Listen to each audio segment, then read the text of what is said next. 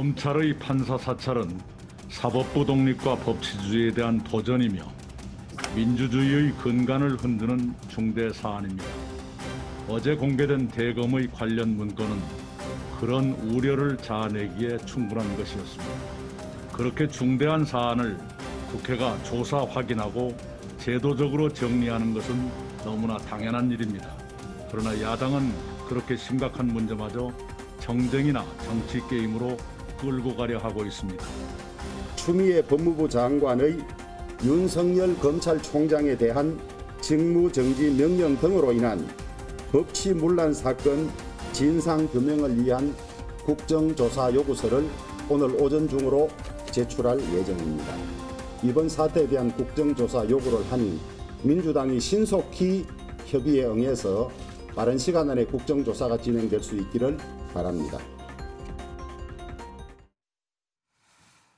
윤석열 총장에 대한 직무정지 6개 사유 가운데 법관 사찰, 이 부분이 가장 뜨거운 쟁점으로 떠오르고 있습니다. 윤 총장은 사실이 아니라면서 문건까지, 사찰이 아니라면서 문건까지 공개했는데 이 수가 과연 통할지 한번 살펴보겠습니다. 네 분 패널 나오셨습니다. 김영주 전 국회의원, 차재원 부산 가톨릭대 특임교수, 정태근 전 국회의원.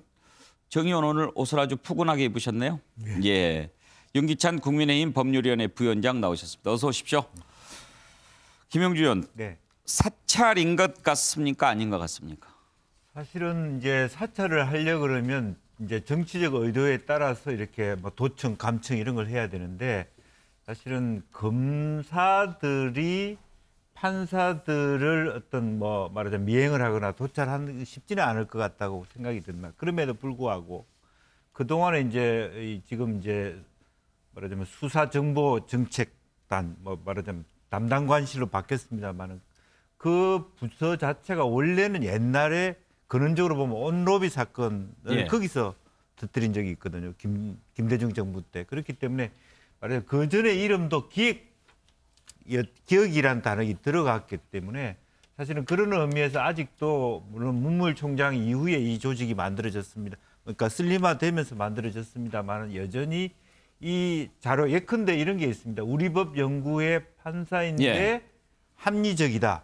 이 말이 아무 문제가 없지 않느냐 이렇게 얘기하지만 사실은 그러면 우리 법 연구회라는 사람은 다 비합리적이고 불온한가 이런 걸 전제로 하고 있기 때문에 실제로 그걸 가지고 합리적이다 좋은 뜻으로 정리해 놓은 거 아니냐라고 하지만 사실은 사찰의 핵심 중에 하나는 정치적 성향을 분석했다는 부분이 있거든요. 이미 우리 법 연구회라는 게 하나 이념지향적 정치지향적인 측면이 있기 때문에 그 속에서 객관적으로 이게 사찰의 범주에 들어가지 않는다 하더라도 성부장 판사 담당관 얘기처럼 업무 상태에 있다 하더라도 이것이 어떤 형태로 누가 쓰느냐에 따라서 굉장히 위험스러운 잠재태가 있다. 저는 그렇게 보고 있습니다. 그러면 김영주 의원 말씀을 좀 정리하자면 사찰이라고 꼭 집어서 말할 수는 없지만 사찰 같다 이런 얘기입니까? 뭐 그런 범주. 왜냐하면 검사들이 할 수 있는 부분이기 때문에 이 사람이 어떤 그 말하자면 공소 유지를 위한 용도라고 하면 사실은 기존에 나와 있는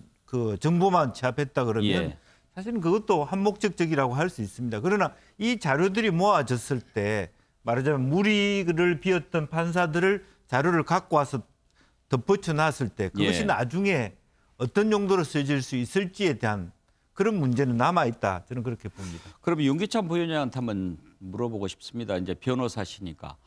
공판 준비하면 항용 이런 식으로 재판부에 대해서 이런 식으로 준비를 합니까? 재판부를 알고 싶어 하죠. 재판 관여자들은. 그러니까 변호사 검사들은 재판부의 성향, 그러니까 판결 성향을 말합니다. 판결 성향과 특징 등을 알고 싶어 합니다. 물론 학교, 출신 학교 등도. 그러니까 법조인 대관에 보면 그런 그 변호사들의 욕구를 반영해서 그런 정보들이 일부 들어가 있어요. 그러니까 가족 관계, 취미 생활, 그다음에 뭐 졸업한 학교 이런 등이 들어가 있습니다. 거기다가 변협에서도 보면 법관 평가표를 만듭니다. 그러니까 법관 평가표를 만드는데 변호사들로부터 정보를 취합해요. 그러니까 법관 이 뭐 재판을 잘하는 법관, 잘하지 못하는 법관을 나눠서 상위 매디, 하위 매디를 다 공개합니다. 그래서 법원에 그걸 또 보내요. 거기에 보면 이 법관에 대해서 그런 평가를 하게 된 이유가 뭐냐. 예를 들면 이 A 법관은 굉장히 잘 들어준다. 또 B 법관은 변론을 막는다. 이런 식의 법관에 대한 평가가 돼요. 그 평가 자료가 변호사협회에서 취합을 하거든요. 예. 그러니까 이것도 마찬가지로 공판 중심주의로 가게 되면 검사들 입장에서도 해당 법관의 스타일을 알아야지만 거기에 맞춰서 재판을 준비하거든요.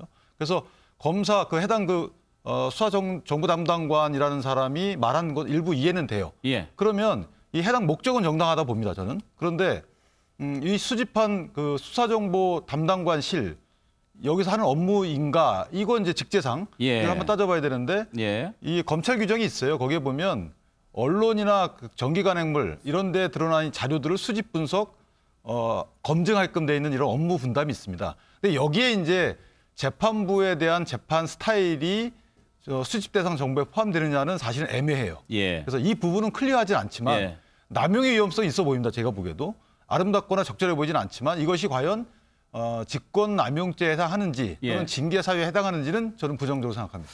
궁금한 게요. 충분히 이해는 갑니다. 재판하는 과정에서 검사가 이 재판을 담당할 법관이 어떤 사람인지 알아보고 싶겠죠. 그런데 지금 문건이 공개가 되지 않았습니까? 그 공개된 문건을 보면 뭐 물의를 제기한 뭐 이런 부분에 대한 것도 있고 또 우리법 연구에도 있고 그런데 그 공개된 문건을 놓고 봤을 때 항용 재판을 준비하는 과정에서 하는 것하고 거의 같던가요? 아니면 조금 다르던가요? 변호사들이 수집할 수 있는 정보의 양은 보다 제한적이죠. 그리고 변호사들은 같은 법무법인 소속이 아니면 그 재판부의 정보를 수집할 수 있는 그 어떤 뭐 기회가 적죠. 해당 같은 법무법이면 그런 자료를 축적할 수 있겠죠. 그런데 검사의 경우에는 어떻게 보면 같은 법무법인의 형태라고 보면 됩니다. 검찰이. 그래서 A 공판 검사가 들어가서 해봤더니 해당 재판부는 이런 특징을 갖고 있더라. 그래서 다음에 이 재판부에서 재판을 담당할 때는 이러이러한 거를 조심해야 된다. 이런 식으로 해당 재판부를 만약에 협박하거나 해당 재판부를 겁박할 의향이면 당연히 이것은 큰 죄입니다. 그런데 해당 재판부의 재판 스타일에 대한 이런 것들을 수집해가지고 공판 수행할 때 참고하겠다라는 정도라면 저는 그것이 직권남용죄에 해당하지 않는다고 보고 다만 이것은 사실은 좀 이 남용의 위험성이 있어요. 그래서 이것을 법령으로 수집할 수 있는 정보의 양이라든가 또는 보관 기간이라든가 이런 것들에 대한 제한 규정을 두면 되는 것인데 현재 없거든요. 근데 애매하게 관련 규정에는 또 각종 자료를 수집할 수 있도록 규정이 또 들어가 있단 말이죠. 그래서 이 부분은 해당 정보 담당관이 착각했을 수도 있어요. 법이 확정돼 있지 않기 때문에. 그래서 차제에 이것은 확정할 필요는 있지만 이런 행위만 갖고 직권남용 권리행사 방해죄에 해당한다든가 또는 징계 대상으로 삼기에는 사실 섣부르다 이렇게 생각합니다. 알겠습니다. 차지원 교수 이제 그 6가지 사유 가운데 아무래도 법관 사찰 문제가 가장 쟁점이 되다 보니까요. 이걸 어떻게 봐야 되느냐가 중요한 논점이 됐습니다. 차 교수께서는 어떻게 보시나요? 어제 제가 저 방송에 출연을 할 기회가 있어서 그 방송국 제공해 주는 이 공개된 원문을 봤습니다. 보면서 제일 먼저 들었던 느낌은 일종의 기시감이랄까요? 데자뷰 같은 느낌이 든 거예요. 왜 그런 생각이 들었냐? 제가 과거 사회부 기자할 때 법조 기자를 잠깐 했습니다. 뭐 잘 아시겠지만 이 중요 재판 같은 경우 있으면 법조팀들이 이 재판이 향후 어떻게 될 것인가를 갖고 재판부 구성 그리고 뭐 변호인은 누구 뭐 그런 부분들을 다 분석하지 않습니까? 그러면서 나름대로 그걸 갖다가 가면 이 재판 판사가 기존에 했던 재판은 뭐가 있었고 성향은 어떻고 이런 것들을 해갖고 우리 법조팀끼리 이렇게 나눠도 보고 또 다 사고도 이렇게 교환해서 비교해보기도 하는 그 정도 제가 문건 정도로 이거 옛날에 내가 봤던 그거하고 닮았네 하는 정도가 됐다는 겁니다. 저는 처음에 사찰이라는 단어를 들었을 때 생각했던 거하고는 전체적인 내용이라는 것 자체는 예전에 제가 기자 시절에 이 일선 기자들이 만들던 그 정도 수준이었다는 생각이 든다는 겁니다. 별반 다르지 않던가요? 별반 다르지 않았다. 그렇다고 한다면 기자들이 갖고 있는 것 자체가 어차피 뭐 이렇게 뭐 탐문이라든지 미행이라든지 감청이라든지 그런 식이 아니고 주로 공개된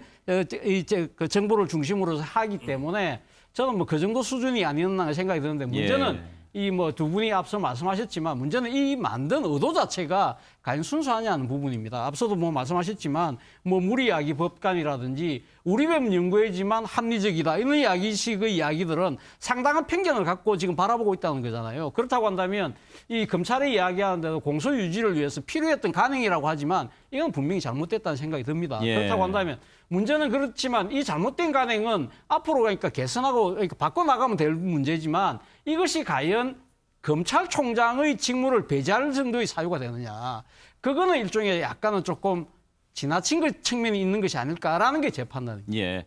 차지영 교수 말씀을 듣고 보면 윤석열 총장이 문건을 공개한 것 일견 성공한 것 같아 보이기도 하군요.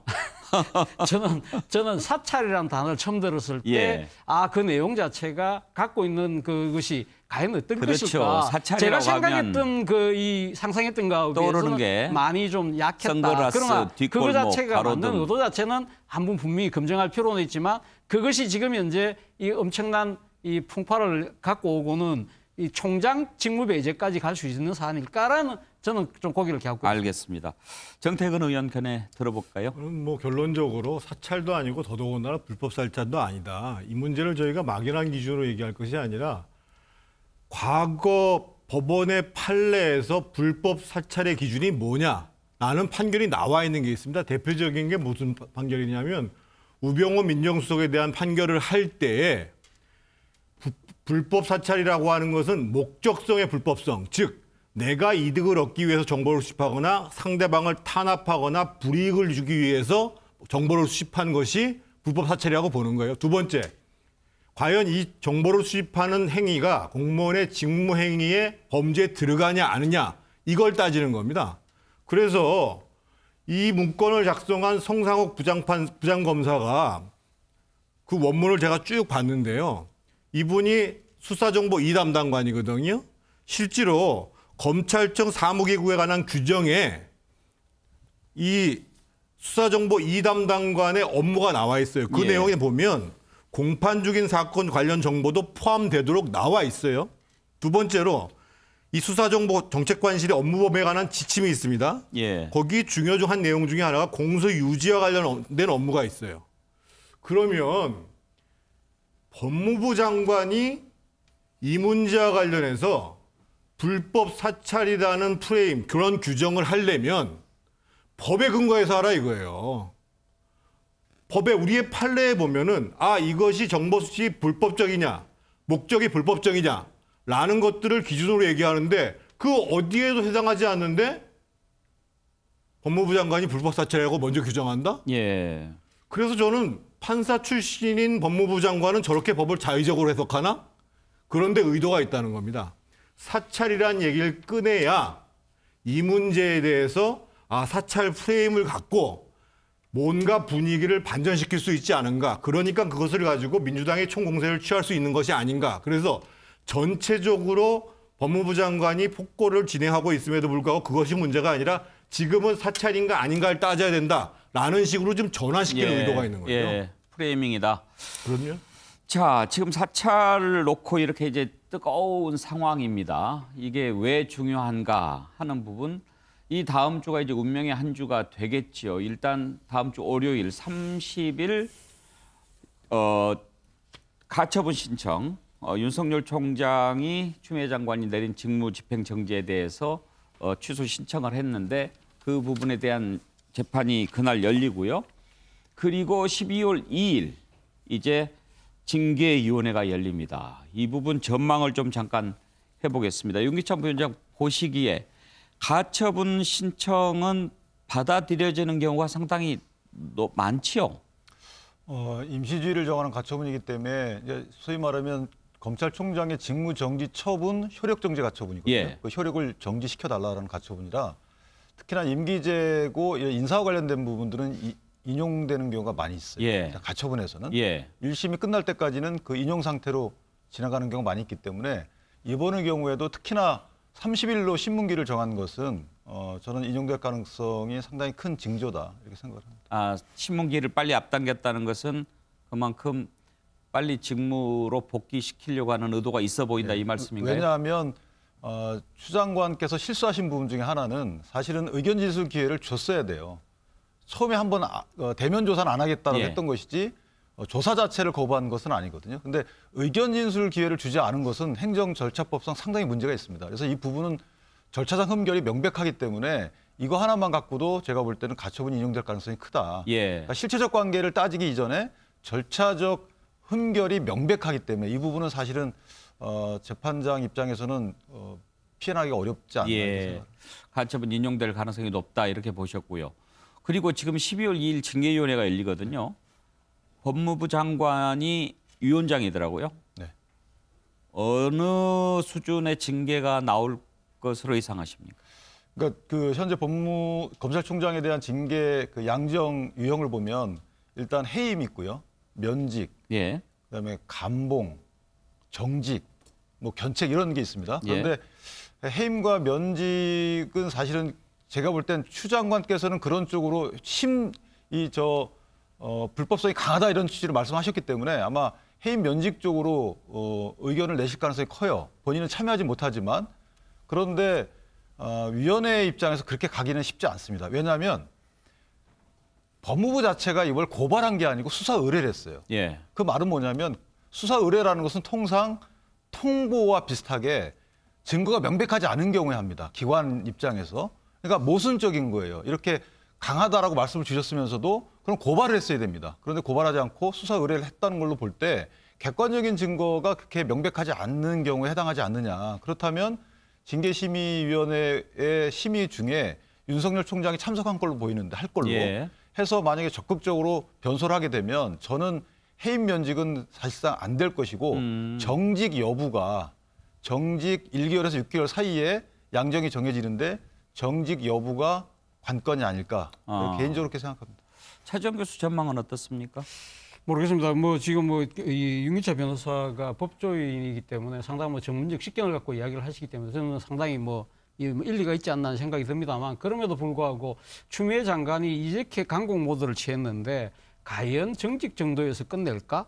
저는 좀 고개가 갸웃거려진다는 겁니다. 아마 모르긴 몰라도 지금 수사 의뢰를 했다는 것은 또 그러니까 해임과의 별개로 수사를 통해서 지금 윤석열 총장을 기소까지 하겠다는 아주 강력한 의지를 지금 더하고 있는 것이 아닐까. 그렇다고 한다면 저는 상당히 그러니까 이번에 지금 징계위가 7명이지만 앞서 말씀하신 것처럼 지금 위원장인 법무부 장관은 본인이 징계 청구권자이기 때문에 재측 사유에서 빠진단 말입니다. 그러면 6명 중에 4명이 찬성을 받아야 되는데 지금 차관하고 또 이 장관이 지명하는 검사 2명 거기다가 전문가 3명 중에 1명만 찬성을 하면 아마 이 가결을 될 수 있기 때문에 저는 이 현재 이 강공 드라이브의 그 의도를 본다고 한다면 그 종착점은 결국은 지금 추미애 장관이 지금 예정하고 있는 그 수순대로 갈 가능성이 높다. 그렇다고 한다면 윤석열 총장 입장에서는 지금 직무정지에 대해서 집행정지, 이 가처분과 본안소송도 하지만 또 이 징계에 대한 또 다른 또 행정소송을 하지 않을까라는 생각이 듭니다. 자, 수사 의뢰를 어떻게 보느냐에 따라서 좀 달라질 것 같습니다. 윤기찬 부위원장께서는 수사 의뢰를 한다는 것은 확실한 혐의가 아직 드러나지 않았으니까 수사를 한번 해봐라 라고 해서 밝히는 것이다 이렇게 말씀하셨지만 차지원 교수는 징계위원회에서 어떤 징계를 하는 것 외에 기소까지 할 목적으로 수사 의뢰를 한 것 아니겠느냐 지금 그런 시각을 보여주셨는데 김영준 보시기엔 어떻습니까? 저는 현재 지금 검사들 스스로가 말하자면 중간 간부 포함해서 140명 이상의 고위급 검사들이 이 절차적인 문제 제기를 하고 있고 평검사들도 상당 부분 또 인권 감독 관련된 어떤 직원들도 그런 문제 제기를 하고 있는 상태에서 말하자면 절차적 하자가 있다라고 하는 것은 검사 전반적인 분위기입니다. 그래서 징계위원회가 열리더라도 절차를 조금 한 번 더 감찰이라든지 다른 기구에 말하자면 결과를 나오고 징계를 해야 된다는 의견이 내부에서도 아무리 법무부 장관이 추천한 인사들이라 하더라도 자기 스스로가 이 굉장히 역사적인 결정을 하기에 부담스러워할 가능성이 매우 있다. 그래서 좀 절차적 수년 혹은 이런 부분들이 예상된다. 저는 그렇게 생각이 들고요. 그렇기 때문에 지금 현재 빨리 2일날 한다 하더라도 1차적으로 말하자면 가처분 신청이 인용이 되었을 경우에 그 부담감 그리고 전체적으로 전국적인 어떤 검사들 자체에서의 어떤 반발 움직임 이런 것들이 일선 뭐 아무리 장관이 그 추천하는 검사라 하더라도 실제적으로 바로 정강스카처럼 징계위원회에서 뭐 파면이라든지 면직이라든지 이렇게 해임하거나 하기는 상당히 부담스러워하지 않을까 그렇게 생각이 들고요. 절차적인 정당성에 대한 확보를 위한 뭐 수년이라든지 이런 부분들을 내부에서 논의할 가능성이 매우 높다. 알겠습니다. 기세로 보면은 해임까지 갈 것 같다 이런 전망도 있고 그 정도는 아닐 것 같다 이런 의견도 있는데 정태근 의원은 어떻게 전망하세요? 지금 행정법원의 효력정지 가처분 신청 인용에 대한 전망들은 거의 비슷하게 나왔고요. 우리가 지금 하나 빠진 게 있는데 원래 이제 징계를 하기 전에 감찰위원회를 열도록 돼 있었거든요. 그거를 추미애 장관이 그것을 열지 않을 수도 있다, 할 수도 있다라는 식의 규정을 뒀는데 그럼에도 불구하고 살아있는 규정이 뭐냐면요. 이 감찰위원 3분의 2가 감찰위원회를 소집해달라라고 하면 소집을 해야 됩니다. 즉 감찰위원회가 외부 인사로 같이 구성이 돼 있는데 보통은 이제 정기회와 임시회가 있습니다. 그런데 법무부에서 지금 어떻게 잡아놓고 있냐면 12월 2일 날 징계위원회를 열고 감찰위원회는 정기회를 12월 10일로 만들어놨어요. 그랬더니만 감찰위원 3분의 2가 서명을 해가지고 무슨 소리냐. 징계위 열기 전에 감찰위원회 열어야 된다. 임시회 열어달라라고 지금 법무부에 제출한 상태입니다. 지금 언론의 보도가 잘 안 되고 있는데 그런데 법무부가 이 문제에 대해서 묵묵부답하고 있어요. 무슨 얘기냐. 실제로 감찰과 징계에 대한 규정을 지금 법무부가 위반하고 있는 겁니다. 정상적으로 하려면 12월 2일 전에 감찰위원회에 대해서 의견을 듣는 절차를 밟아야 돼요. 지금 임시회 소집을 요구했기 때문에. 조금 전에 우리 윤기찬 변호사가 얘기한 것처럼 처음에 감찰 과정, 징계위를 소집하는 과정에 있어서도 의견 진술의 기회를 사실상 박탈해버렸고 실제로 감찰위원회가 요구하는 지금 임시회에 대한 요구도 지금 안 하고 있다는 거예요. 그런 속에서 분명하죠. 추미애 장관이 의도하는 바는 해임이나 명직으로 가서 사실상 새로운 검찰총장을 뽑아서 이것이 나중에 본안소송에서 징계무효소송이 나와도 어쩔 수 없게 만드는 것이 추미애 장관의 의도이고 여권 핵심의 의도이지만 문제는 이 과정 속에서 행정법원의 절차도 있을 뿐만 아니라 지금 감찰과 징계 과정 자체를 무수히 위반하고 있다는 겁니다. 지금 법무부가. 처음에 감찰을 할 때에도 감찰관이 지휘를 해야 되는 것인데 감찰 담당관이 감찰관을 패싱하고 지휘를 했을 뿐만 아니라 이번에 징계위원회를 여는 과정 속에서도 감찰위원회 문제조차도 또 위반하고 있는 거예요. 이런 문제에 대해서 저는 제가 봤을 때 나중에 되면 결국은 형사적 처벌을 받는 것, 직권남용과 형사처벌 받는 거는 오히려 추미애 장관일 것이다. 저는 그렇게 판단하죠.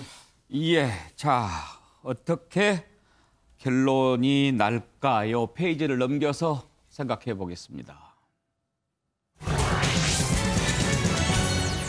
사실 추미애 장관, 윤석열 총장 두 사람 간의 갈등은 추미애 장관 취임 후부터 시작이 됐습니다. 아마 인사 단행하면서부터 시작이 됐던 것 같은데요. 1월에 검찰 인사하면서 윤석열 총장의 측근이라고 하는 사람들 지방으로 많이 보냈지요.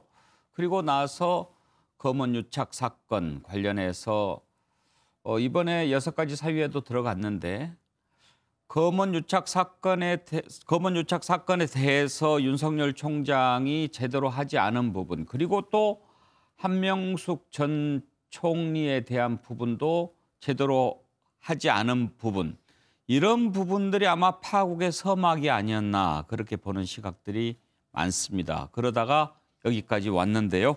관련된 녹취를 한번 듣고 어떻게 결말이 날지 언제쯤 결말이 날지 한번 생각해 보겠습니다. 검사는 인권 옹호의 최후의 보루입니다. 외부로부터 견제와 통제를 받지 않고 수사권과 기소권을 함께 행사하면 필연적으로 권한 남용과 인권 침해의 문제가 발생하겠죠. 그래서 검찰이 국민의 신뢰를 회복하기 위해서는 국민의 인권을 최우선 고려하면서 절제되고 균형 잡힌 검찰권을 행사해야 한다는 것을 잊지 말아주시기 바랍니다.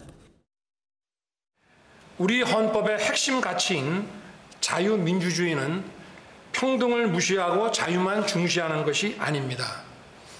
이는 민주주의라는 허울을 쓰고 있는 독재와 전체주의를 배격하는 진짜 민주주의를 말하는 것입니다. 부정부패와 권력형 비리는 국민 모두가 잠재적 이해 당사자와 피해자라는 점을 명심하시고 어떠한 경우에도 외면하지 않고 당당히 맞서 국민으로부터 위임받은 법 집행 권한을 엄정하게 행사해 주시기 바랍니다. 김영주 의원, 어떻게 결과가 나올까요? 그래서 이제 그 국민적인 여론, 그 절차적 정당성 또 이제 그런 부분이 이제 서로 이렇게 대결 구도를 하고 있는데 좀 이제 조금 이제 방금 여러 가지 논의가 있었습니다만은 이 추 장관 여러 가지 이 문제를 보는 시각에서 여러 가지 절차적 정당성에 있어서 조금 너무 빨리 건너뛰기를 하고 있다는 것이 좀 위험해 보이는 부분이 있습니다. 예. 근데 그러나 어쨌든 그 절제제고 균형 잡힌 그러면서도 살아있는 권력에 대한 수사를 얼마든지 할 수 있는데 제가 보기에는 그 윤 총장의 문제는 이 수사에 말하자면 일정 정도의 규준이 없어요. 예. 그러니까 하나의 문제가 드러나기 시작하면 모든 문제를 다 퍼버리는 그것은 사실은 균형 잡힌 수사도 아니고 과도한 수사이거든요. 예. 먼지털이식 수사고. 그렇기 때문에 그런 부분을 가지고 우리가 뭐 법적으로 여기까지만 수사를 할 수는 없지만 스스로 조정되는 어떤 그야말로 잘 통제되면서도 균형 잡힌 그런 수사보다는 지나치게 하나의 몰두해서 모든 것을 다 이렇게 집중해가는 이제 그런 부분입니다. 예컨대 울산시장 문제만 해도 제가 보기에는 사실 시장이 되고자 하는 사람이 여러 가지 그 지방선거와 관련된 정보를 캐기 위한 노력을 하는 것이 있는 거고 대통령도 예를 들면 그 좋은 분에게 대한 덕담을 할 수 있는 것이죠. 근데 그 두 가지를 해서 대통령이 덕담했으므로 대통령이 이 사람을 만들어지기 위해서 모든 수단과 방법을 가르지 않았다. 이렇게 수사기관의 어떤 수사관들이나 검사들이 프레임을 그렇게 짜버리고 하기 시작하면 이거는 모든 게 다 대통령 책임으로 가는 그거는 대통령이 원하는 게 아니지 않느냐. 그러니까 원자력 문제도 마찬가지로 일부 산업부 공무원들의 문제가 있을 수 있지만 대통령이 갖고 있는 어떤 뭐 국정 철학과 관련된 부분을 어떻게 균형 잡히게 정리해 가느냐. 이제 그런 부분에 대해서 매우 큰 아쉬움이 있다. 그렇게 볼 수 있겠습니다. 예. 차정 교수 이상민 의원 민주당의 법사위원장도 지냈죠. 5선인데 둘 다 동반 퇴진시켜야 한다 이렇게 주장하기도 했어요. 그 내용 한번 잠깐 듣고 말씀 들어볼까요? 이 두 사람의 그 문제는 검찰개혁에 관한 문제가 아니고 그냥 힘겨루기 또 국민들이 보기에는 너무나 지나친 소음이나 이미 정도를 넘어섰고 법무장관과 검찰총장으로서의 리더십에는 이미 위기를 넘어서서 붕괴 단계에 이르렀다. 네. 그래서 더 이상의 직책 수행은 어렵다고 저는 봅니다. 저는 두 분이 다 퇴진을 하는 것이 우리 국가 운영에도 더 이상 폐해를 안 줄 거라고 생각되고요. 네. 그런 차원에서 대통령의 빠른 조치가 좀 필요하다고 봅니다. 차정 교수는 어떻게 결말이 날 것 같습니까? 저는 사실은 제가 생각했을 때는 윤 총장에 대한 징계를 통해서 해임을 해서 아마 윤 총장을 직을 떠나게 하고 그 뒤에 아마 개각이 있으면 추미애 장관을 교체하는 그런 수순이 되지 않을까라는 것이 제 예상인데 저는 이상민 의원이 지금 이야기했던 부분들이 아마 민주당이 지금 침묵하는 의원들의 속내를 아마 대변하고 있지 않나 하는 생각이 드는데요. 저는 사실 지금 이상민 의원의 이야기는 결국 지금 대통령이 뭔가를 나서서 뭘 좀 해라는 이야기이지 않습니까? 저는 그 이야기는 진짜 100% 맞다는 생각이 듭니다. 사실 지금 대통령이 지금 두 사람에 대한 인사권자라고 한다면 이 두 기관이 이렇게 오랜 시간 동안 이렇게 충돌하고 있는 상황이라고 한다면 모든 국민들이 피로감을 느끼고 이로 인해서 상당히 또 여러 가지 국정에도 여파가 있는 상황이라고 한다면 빨리 그러니까 조속히 매듭지는 것이 맞다는 것이 제 생각이고 무엇보다도 지금 이 추미애 장관이 계속적으로 지금 검찰에 대한 여러 가지 조치들을 하는 거에 의해서 내세우는 논리가 일종의 검찰 개혁이지 않습니까? 그 검찰 개혁이 선출된 권력이 검찰권에 대한 민주적 통제를 한다는 것인데 적지 않은 국민들이 봤을 때는 민주적 통제에서 민주가 빠지고 통제만 남은 듯한 모습이 보인다는 겁니다. 그 통제만 남았을 경우에는 그것은 바로 검찰 장악이 아니냐. 과거식으로 그럼 검찰이 정권의 충전이 되는 그러한 모양새가 되는 부분에 대해서 국민들이 상당히 지금 이 고개를 갸웃거리고 민심이 이반하고 있는 상황이라고 한다면 대통령이 이 부분에 대해서는 분명하게 그것이 아니라고 하고서 뭔가 조치를 보여줘야 된다. 그리고 대통령이 사실은 이 취임을 할 때 뭐라고 이야기를 했냐면 주요 사안에 대해서는 직접 언론에 브리핑을 하겠다고 했어요. 때로는 강화문에서 대토론회도 하겠다고 했는데 저는 윤석열 총장과 추미애 장관의 이를 부딪히는 이러한 부분이야말로 진짜 직접 언론에 브리핑하고 필요하면 강화문에서 대토론회도 열어야 될 사안이 아닐까라는 생각이 든다. 예. 자, 어떻게 결말이 날지, 언제쯤 결말이 날지 생각해 보고 있는데요. 방금 전에 민주당 이상민 의원, 민주당 중진의 목소리를 들어봤는데 어제 국민의힘 중진이죠. 홍문표 의원 인터뷰했는데 그 내용 잠깐 다시 들어보겠습니다. 지금이라도 뭐 일을 하다 보면 실수할 수도 있잖아요. 그 뭐 좀 우리가 차지하자. 예. 이렇게 해서 대통령께서 불러가지고 원점으로 되돌려서 나머지 임기 있는 거 채우게 하고 그리고 추 장관은 또 더 큰 대한민국의 법무부 장관이니까 예. 또 본연의 일을 하게 만들고 예. 이렇게 해서 뭔가 수습하는 분이 한 분 있어야 되는데 예. 그건 대통령밖에 없어요. 누가 그걸 수습하겠습니까? 이 문제를 적극적으로 안 다루시고. 이미 그러기에는 지나갔다고 보십니까? 지금도 저는 하면 돼야 된다고. 예. 왜 그러냐. 더 이상 악화가 되면 안 되거든. 그건 국민 손해고 나라 손해거든요. 예. 예, 정태근 의원은 홍문표 의원은 어제 저렇게 얘기를 하던데 결말을 어떻게 전망하십니까?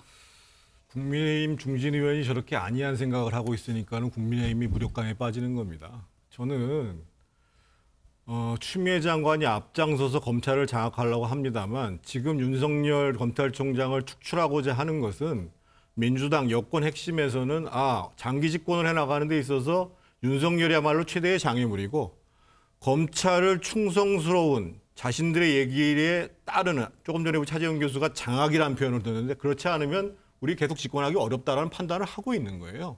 그렇기 때문에 온갖 무리수를 두어가면서 일을 하는 거고 자꾸만 추미애 윤석열의 싸움이라고 그러는데 싸움은 추미애 장관이 계속 벌이고 있는 거고 윤석열 검찰총장이 싸움을 한 적이 없어요. 법에 나와 있는 대로 검찰의 정치적 중립과 독립성을 유지하기 위해서 그나마 있는 수단을 가지고 법 집행을 하고 있고 대항하고 있는 거예요, 기본적으로.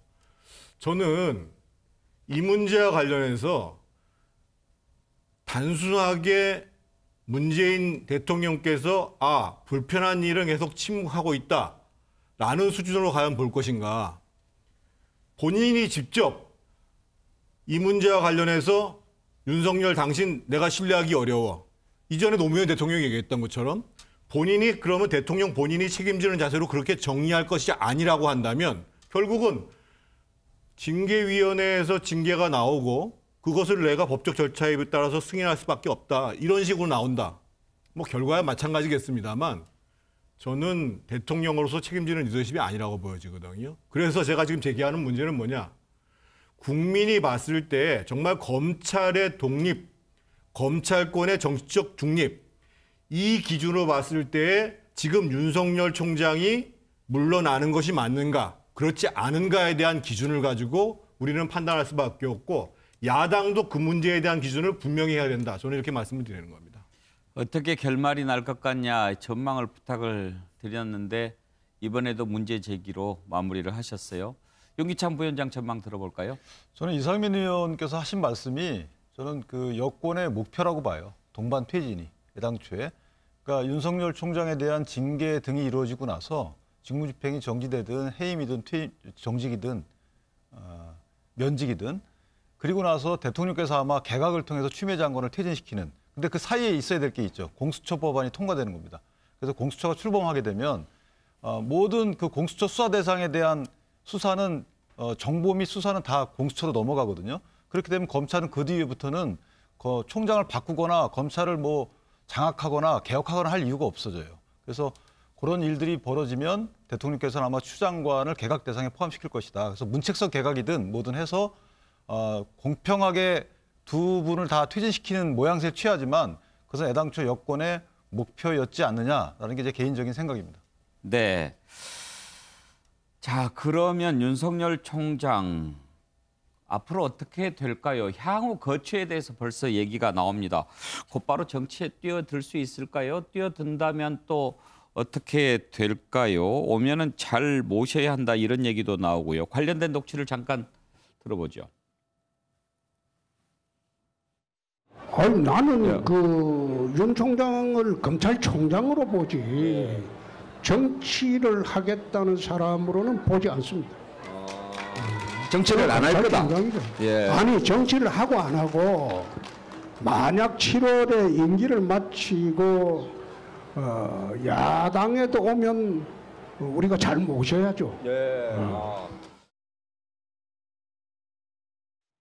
김영주 의원, 야당이 오면 잘 모셔야 한다. 홍준표 의원 무슨 뜻일까요? 정치를 안 하도록 잘 모셔야 된다. 그런 뜻이죠. 정치를 하도록 모시는 게 아니라 정치는 자기가 하고 그동안에 훌륭하게 임기를 잘 채웠으니까 예. 우리 사회를 위해서 그냥 말 그대로 좋은 의미의 정치가 아닌 봉사를 하도록 잘 모셔야 된다. 이런 뜻이라고 보여지고요. 사실은 지금 이제 이 발단의 계기가 저는 김도번한테 있었다고 봐요. 질문에서. 본인이 뭐 국감에서 윤 총장이 나는 저 임기 다 마치고 천천히 뭐 차후에 대해서 생각해 보자. 네. 그 차후에 대해서 나라에 이바지할 것 중에 정치도 포함되냐 물어본 사람이 김도번이고요. 그렇죠. 그 부분에 대해서 잘라서 아니다라고 말하지 않았기 때문에 사실은 이것이 더 커지게 되는 거거든요. 이제 그러다 보니까 사실은 아뜨거라 싶어서 이제는 역으로 국민의힘 쪽에서 전혀 이분은 정치적으로 우리가 거래하지 않겠다. 그렇게 이제 뒤늦게 리액션을 하고 있다. 저는 그렇게 봅니다. 김도부 의원하고는 좀 친한가요? 뭐 저 오라고 하지도 않았는데 오고 있다고 뭐 이렇게 얘기도 하고 그렇고. 그래서 이분에도 똑같이 뭐 법사위 여는데도 윤 총장은 나올 의사가 있더라 이렇게 또 전달하니까 또 오해를 더 증폭시켰어요. 그러니까 그런 부분에 대해서 본인이 정말 정무적 판단이 없어서 그런 건지 아니면 이미 한쪽으로 가 있어서 그런 건지 그런 부분에 대한 감당도 좀 해야 될 것 같습니다. 유기찬 부위원장, 지금 국민의힘 내부에서는 윤석열 총장 국민의힘으로 올 거야 이렇게 생각하는 분들이 꽤 있나요? 뭐 있을 수도 있죠. 그런데 저런 말들을 본인 내심의 생각은 저희가 뭐 알 수 없지만 공개적으로 하는 거 옳지 않다고 봅니다. 그러니까 추미애 장관의 징계 청구 이전에 사실 현직 검찰총장이잖아요. 그러니까 검찰총장은 중립적으로 수사를 하라고 독립성을 이렇게 외쳐주면서도 정치권을 영입한다 만다 대선 후보가 되느니 마느니 이거를 야당의 국회의원들이 얘기한다는 것 자체가 좀 부적절하다고 보고요.